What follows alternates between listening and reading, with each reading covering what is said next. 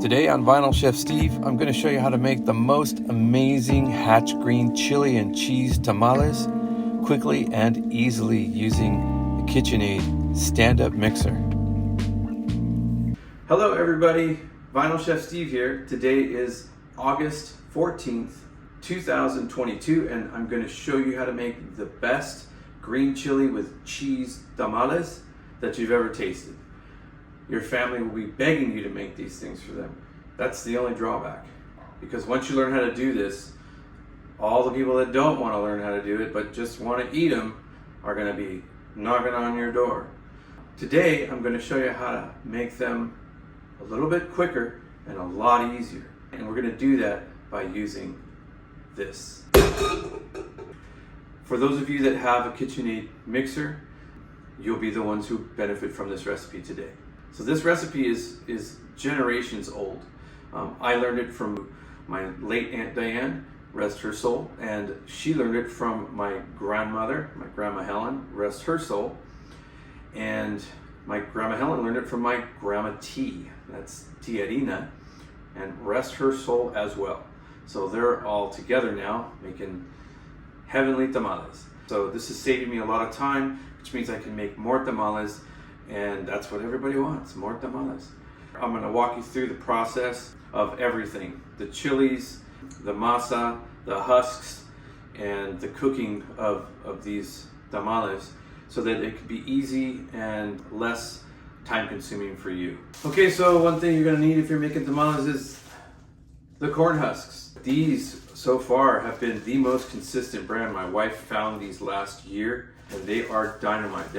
They're all evenly sized. These husks are going to need to go in a container of hot water, and you're going to want to leave them in there overnight if possible. If not, the minimum amount of time for soaking these in really hot water is 4 hours. But I always do overnight. I like them to be really, really saturated and pliable and moist. You're going to need also, in addition to your 40-quart pot, you're going to need a 20-quart tamale pot. You can buy these at any of the Latino markets, Vallarta, Cardenas, Superior. They all have these tamale pots. So I found that the 20-quart works the best for 3 pounds of masa. So here's my 40-gallon pot that I've already filled with water, and these have been soaking overnight. So I put a couple of really heavy, these are some stoneware plates that we have, and they weigh about 10 pounds, 5 pounds each. They're really solid, and they will keep the lid right here, the base, weighted down so that all those beautiful husks don't come up on me. So you can see what I do is when I open the pack, I separate the husks. But you can see they're all separated in here, and that's what you want to do. You don't want to just drop them in here in one big, blob. What you don't want to do is take them out of the bag like this and just stick them in there like that. You got to take them each individually and set them in there. And then you fill it up with a bunch of hot water.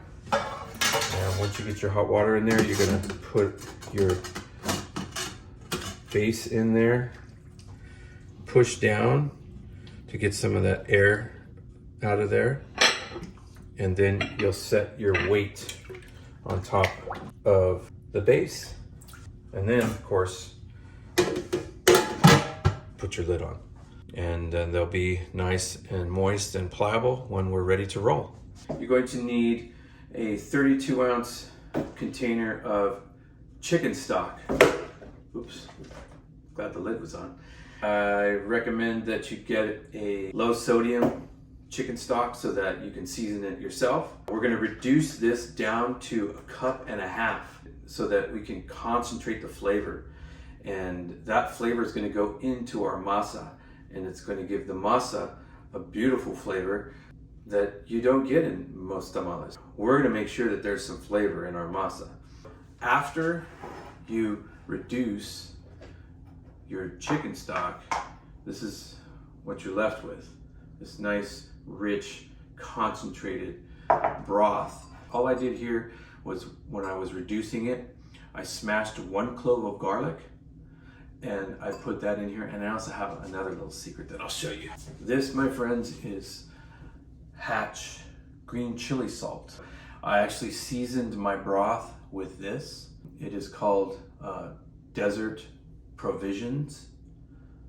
You know, it's not cheap. I think this was 19 bucks for this.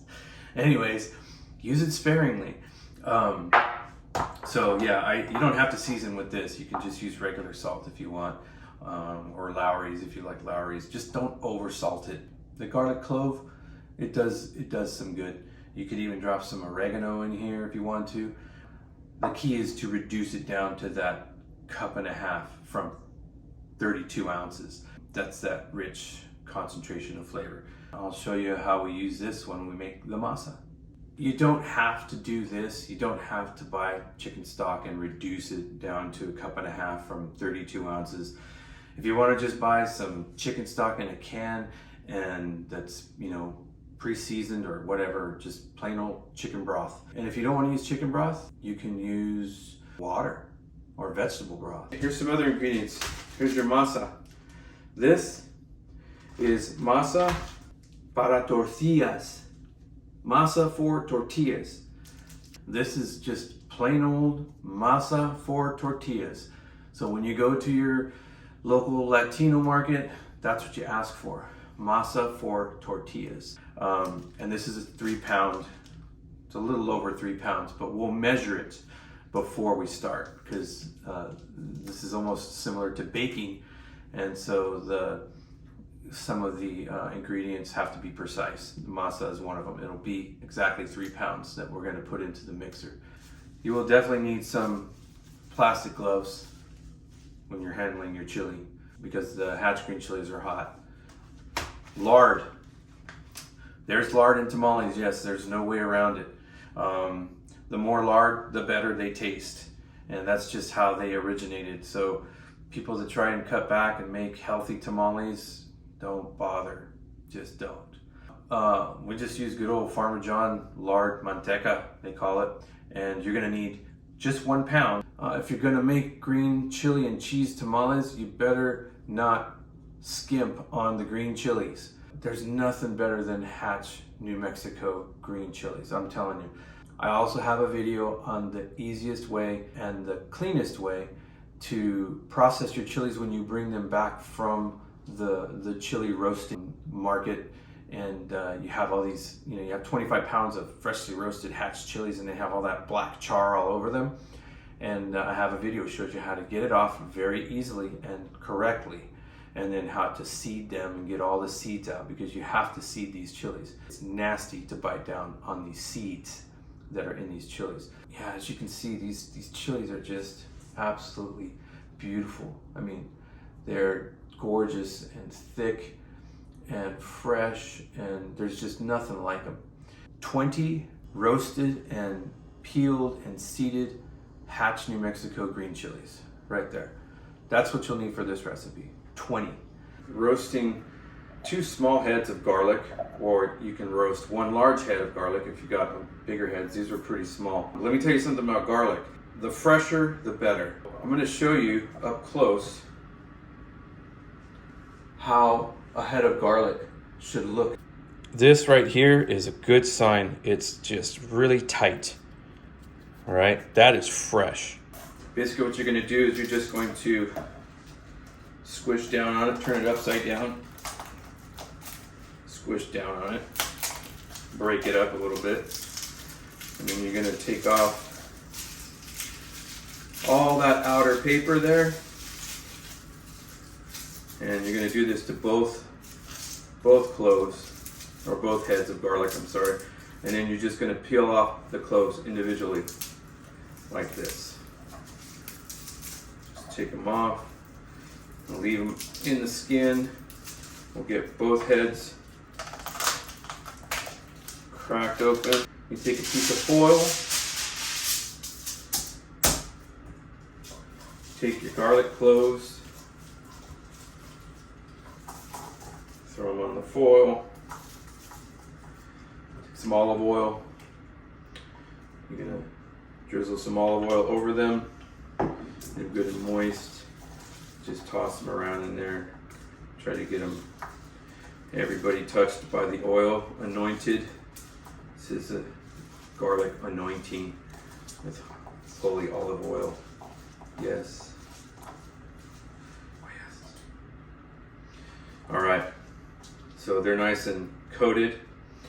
And what we're gonna do with this is once it's roasted and it's nice and soft, we're gonna peel the cloves off and we're gonna mash it up into a paste. And we're gonna slice our green chilies and we're gonna toss this roasted garlic, oh yeah, with the green chilies. Drop this in the oven. I've got my oven at 350 and it'll be in there for about 45 minutes to an hour. I'll probably check them at about 45 minutes. So fold it over like that. Fold it over on the other side. A little pouch there. And then into the oven they go. All right, our roasted garlic is coming out of the oven. Oh yeah, that looks good. See how it's nice and browned, lightly browned, really soft. Okay, so now you're just gonna take your garlic. So what we are gonna do though is we're gonna go in and we're gonna chop off all these little stems because those are not good. They don't taste good and they're woody. And we're just gonna take off those little nubbins there. So go ahead and do that with all your garlic. You're gonna take a pinch of kosher salt, just drop it on top there. Grab a fork and start mashing. See how this part's toasted right here? Yeah, that's kind of crunchy. So it won't mash up. So once we get all the mushy stuff mashed up, the mushy part of the roasted garlic, then we're gonna take a knife to this, to the entire thing. You'll see here in a minute. And we're gonna dice it really, really fine so this gets distributed throughout. So then you're gonna take a knife and we're just gonna go through it like this. Go through the entire, you can hear it crunching up.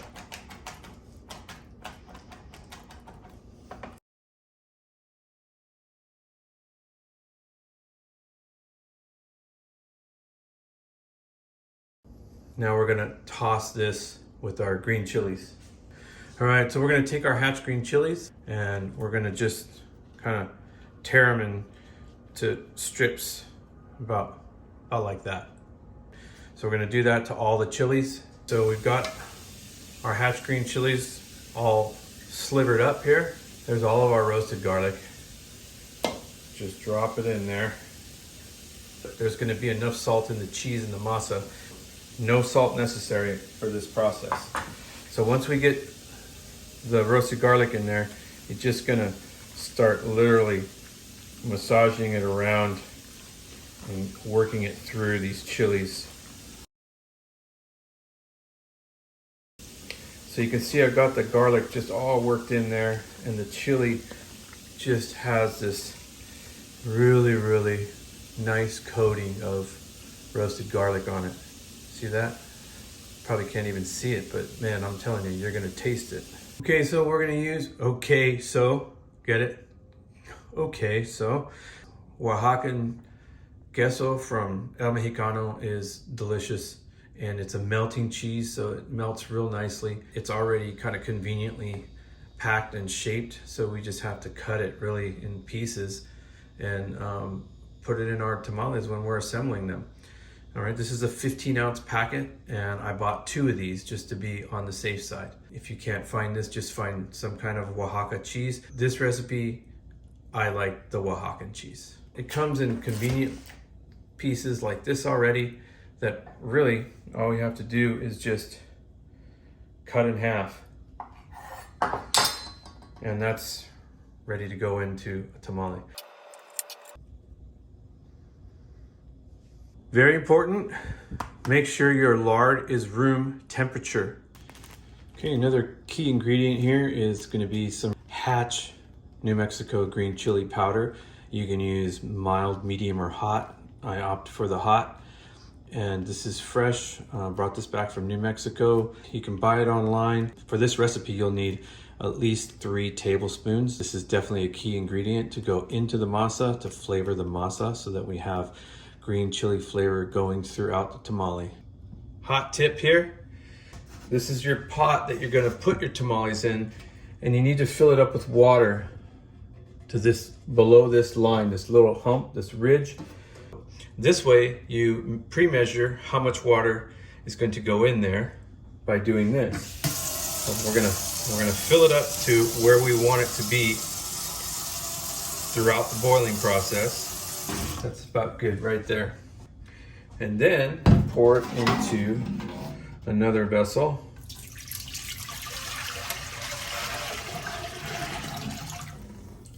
Okay, and we'll take this and put it on the stove. And 10 or 15 minutes before you're finished wrapping all of your tamales, you can come over and turn the heat on and bring it up to a really nice rolling boil, or just a really good simmer where it's good and hot, because we're gonna be ready to pour this into the tamale pot and get them on the stove. Here's another little trick. And drop a quarter, heads or tails. Drop a quarter in the bottom of your pot, and that'll tell you that you still have water in there. As long as you hear that thing rattling around in there, that means number one, your boil is boiling enough, and number two, there's still water in the pot. When you stop hearing that quarter, it either means that you don't have your flame high enough and it's not boiling enough, or your pot has ran out of water and you're gonna run into problems. On to the masa. We're gonna take our room temperature lard out of the package.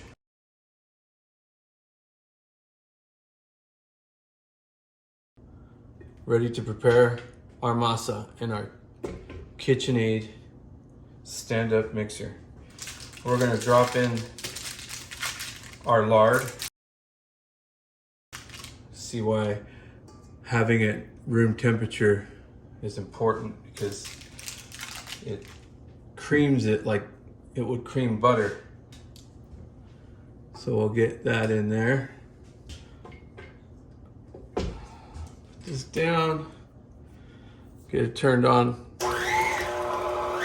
medium. And just whip it around until it's kind of all incorporated and light and fluffy.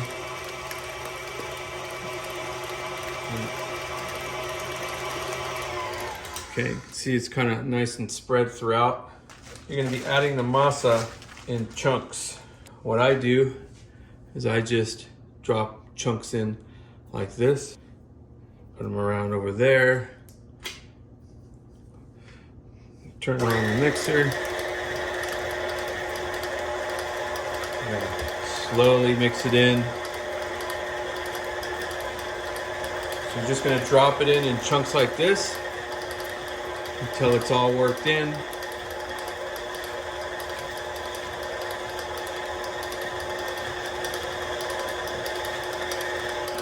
Turn it up a little bit higher.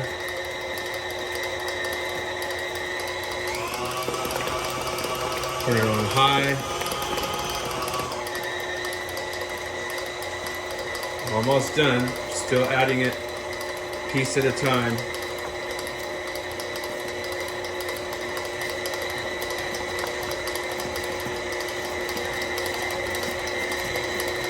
Last piece. Okay, that's 3 pounds of masa added to our manteca. I'm gonna put it on high. Try and get all that masa incorporated into the lard evenly. And this is also whipping air into the masa.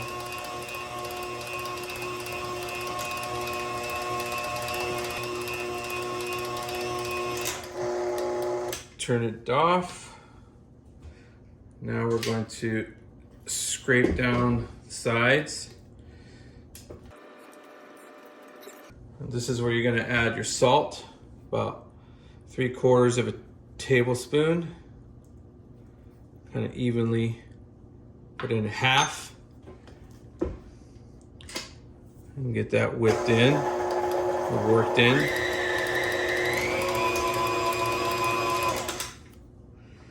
And then we'll put in the other half of the salt.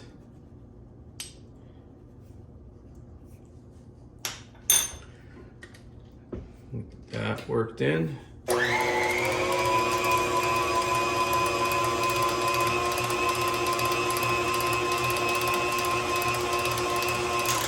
Okay, now the masa and the lard seem to be nice and incorporated.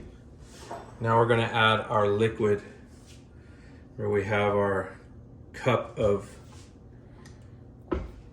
beautiful reduced chicken stock. Now this you're gonna do slowly. So you turn it on really slow, low, and incorporate, about half a cup. I'm gonna start speeding it up a little bit. If you turn it on high right away, it's gonna splash right out of the bowl. So once it's getting worked in, then you can turn it up. And then again,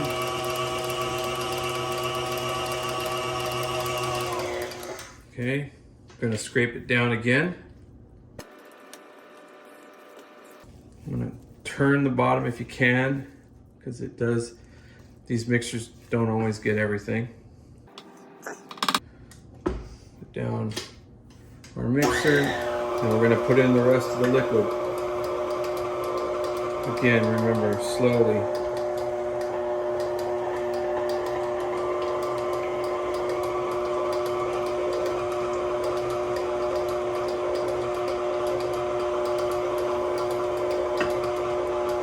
Okay, that's the last of it. So we've got our 1 cup of chicken stock in. You can turn it up a little higher.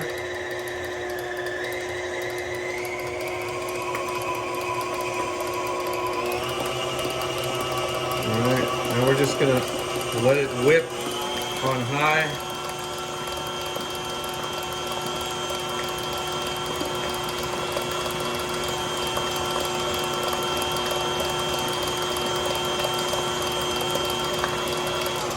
We're gonna scrape it down again.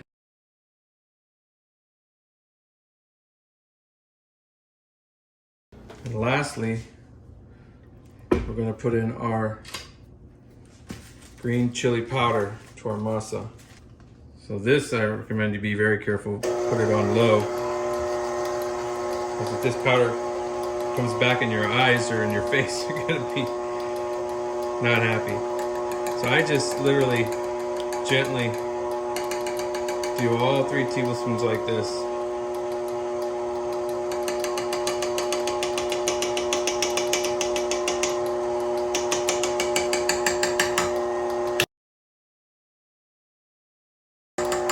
And 3. Now we can go ahead and bring it up.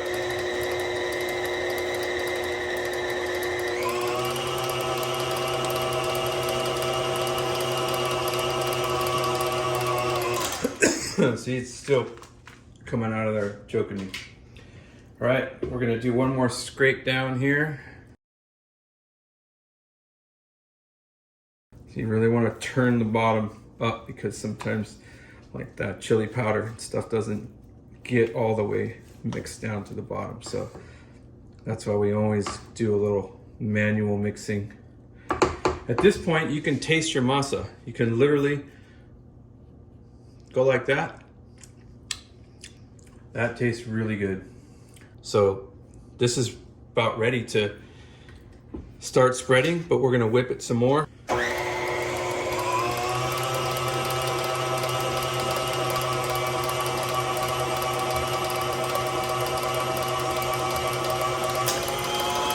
Put it on high.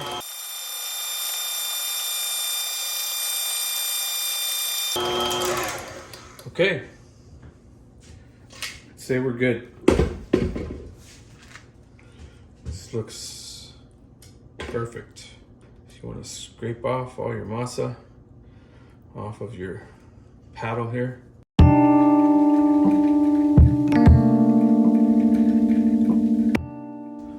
We've got our masa.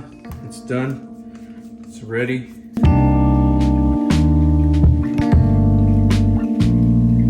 So here's your beautifully freshly made, homemade, I might add, masa for green chili and cheese tamales.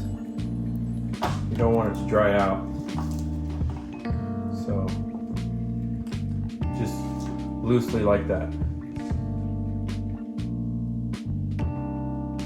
Time to get our husks out of the water. So we're just going to pick them up by the handful like this. Drain all the water off as much as possible. And then just set them on a nice towel there.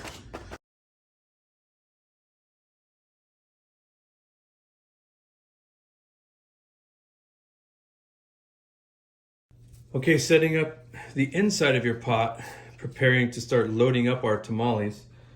Take find a shorter husk and tear it into strips like so. And just create like a little diamond down here or a star type thing like that. And then maybe use one more right there. Yeah, there we go. There we go.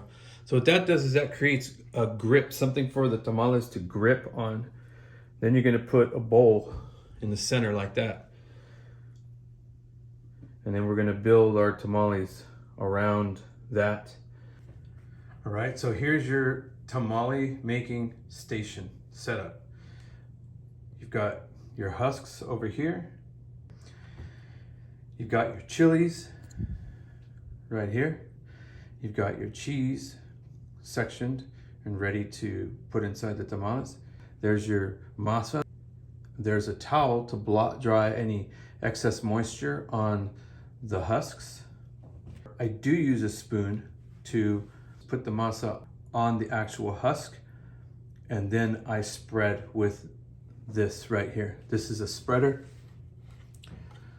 You've probably seen these on TV and so forth. This is a tamale masa spreader. I love this thing.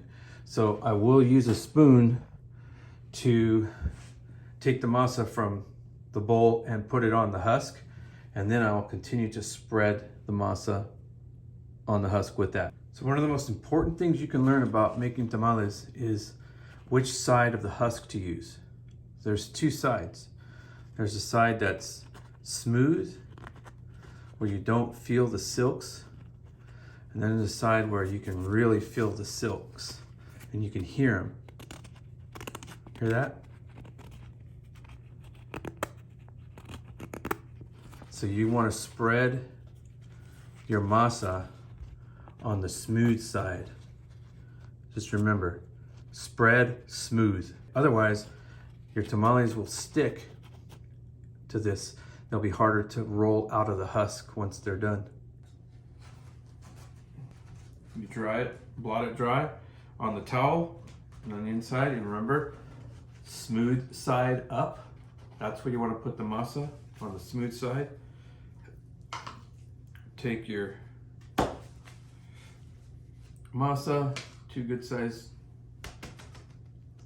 tablespoons, and you're gonna go right and then left, and then you're gonna bring it down. Scrape it off the table. That's why the scraper is so great, because it helps you to minimize losing masa, and you can use all of it. Yeah, that's a nice even spread there. So we'll go ahead and get our cheese in there.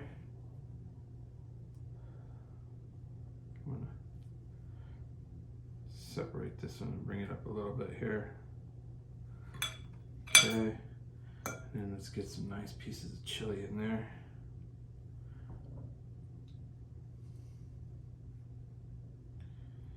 There we go. Oh yeah, that looks good. Okay, get this folded.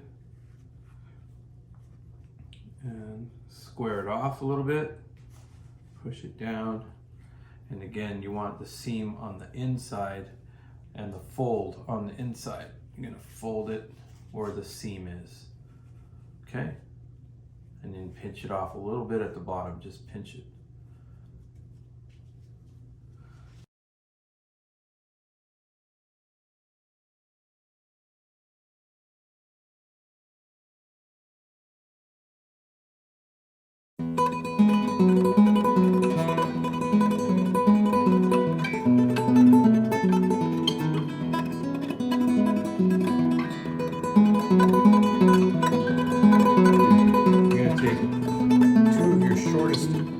Tamales, okay, shortest and smallest. I'm going to put them together like so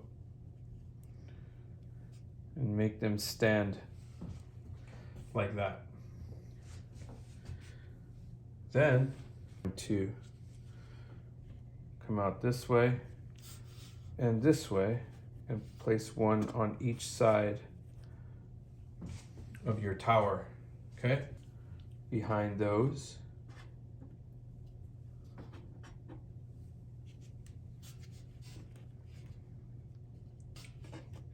Okay, and place it there. The other side.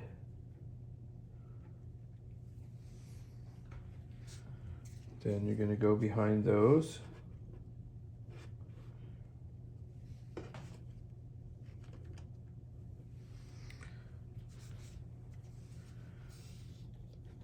There. And then you're going to fill in the empty holes.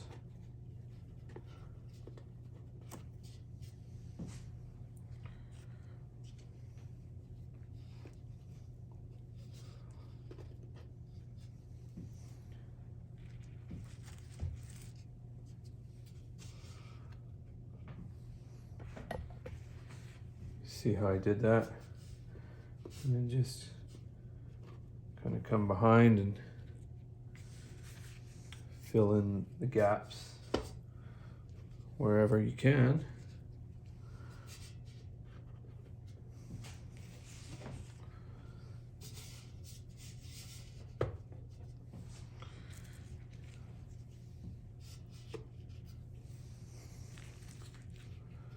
Okay.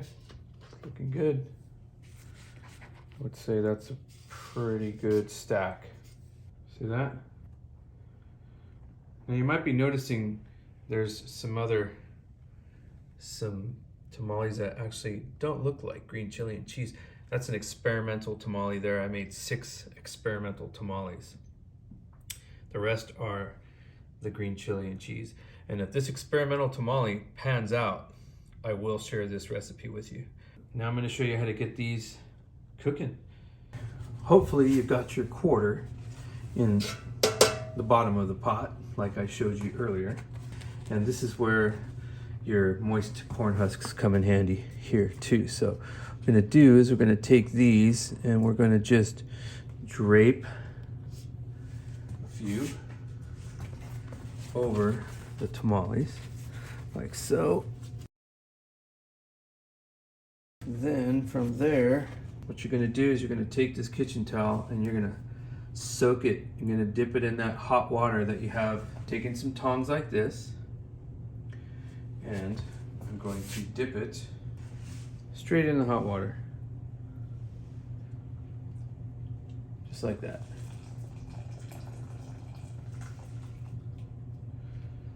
Then you just bring this over to your tamale pot. There's the tamale cloth. And now we're gonna go ahead and pour our hot water that I've transferred my hot water to from the stove. You see it's piping hot. And we're gonna pour this down the sides, about half at a time. Let it drain down. Pour it down again. You can even pour a little bit on top if you want. This water's so hot it'll start cooking the tamales. Then we're going to cover our pot. The secret to your tamales cooking quickly and evenly is heavy-duty tin foil. You take a nice, big, large piece like this. You're going to cover your lid, and you're going to go around it and crimp it nice and tight, like this.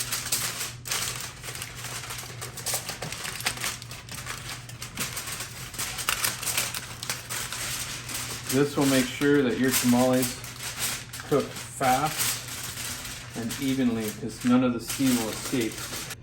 Turn on our heat on high. Your heat is on high, and we're gonna wait until we hear that quarter bouncing around. At that point, we'll reduce it to a medium low flame, I'll show you, and then we'll set our timer. All right, so you hear that? That's your quarter. That's bouncing around because the water is boiling. So what you want to do now is take your flame, turn it down to right about medium. There you go. You're gonna set your timer for 1 hour and 30 minutes. At that point, we'll check our tamales and see how they're doing. So in the meantime, we've got 1.5 hours to kill, roughly. And there's no better way to wait than with an ice cold Santa Fe Brewing hazy IPA. I mean, come on, after all, it is New Mexico Hatch green chilies, right? So, cheers. All right, so we took out our cloth, and we took out all of our husks that we used to retain the moisture. There's a lot of steam in here, so when you take it off, make sure you have some gloves to protect your hands and keep your face away from the pot. So stand at a distance and remove the lid like so. You take the lid and you're standing away from it, pull it up like that and tilt it, because there's going to be all kinds of hot water right here, and that'll just go down into the pot. All right, so let's take one out and see what we have. Always take one out, put the lid back on, and we'll check that tamale in about 15 minutes to make sure that it's cooked all the way through. So once we determine that they're done, we want to take them out and lay them flat, because all the cheese in there and the liquid from the chilies can kind of cause everything to settle or to drop down into the husk a little bit. But by laying it down, you can flatten them out. You press them out a little bit and they will dry perfectly. Okay, the true test. Here's the first tamale that we took out. Picked a rather large one to see. Masa looks pretty done. Let's see if it comes out. It should come out of the, oh yeah. Looks gorgeous. And then we're just gonna get in there and loosen that up, and it should just yank out there. At this point,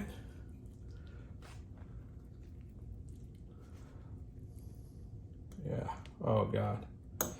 Yep, that looks pretty delicious. Nice succulent masa, not dried out, nice and succulent and tender. Cut into it, see how beautiful it looks on the inside. All that cheese and chili. Oh yeah, that is a delicious, moist,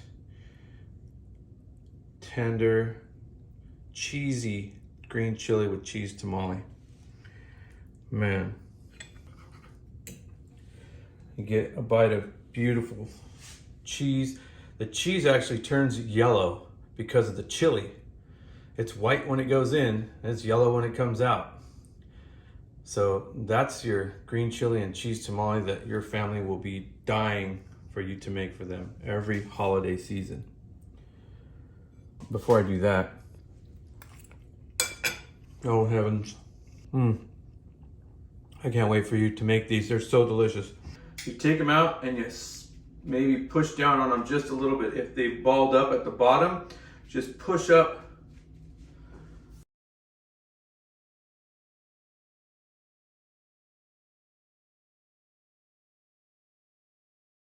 You see that? It's falling. It's gone down about a quarter. So when you set them down and you push forward a little bit like that, you're moving the masa and the chili and the cheese up to the top. So this recipe yields 20 tamales. So depending on how you size them, if you make them smaller, you could very well easily get 2 dozen. That's what you're gonna get with 3 pounds of masa. Beautifully made tamales, delicious. And the best part is it's a lot easier. Earlier I told you there was another type of experimental tamale that I had in there. So this is it right here. I want to see how it came out. I want you to see how it came out. It's just heavenly. It's got cheese, it's got green chilies, beautifully seasoned ground turkey, and bits of bacon in there as well. So let me know what you think of that. You're gonna want that recipe. Whoa, that is heavenly. Well, keep an eye out for that recipe. And once again, I really appreciate you watching Vinyl Chef Steve. Please like the videos and subscribe to the channel and hit the notification button too, so they'll send you a little message whenever I post a new video for you.